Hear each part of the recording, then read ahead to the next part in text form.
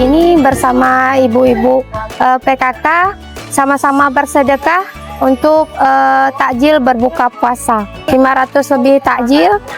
Di sini kami langsung masak bersama-sama dari tadi siang sebanyak 3 belanga.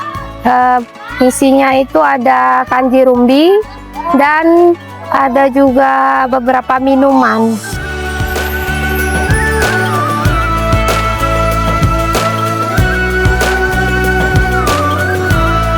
Pada bulan Ramadan ini yaitu momentum kita bersama-sama untuk terus istiqamah dalam meningkatkan ibadah dan amal serta sedekah jariah kita.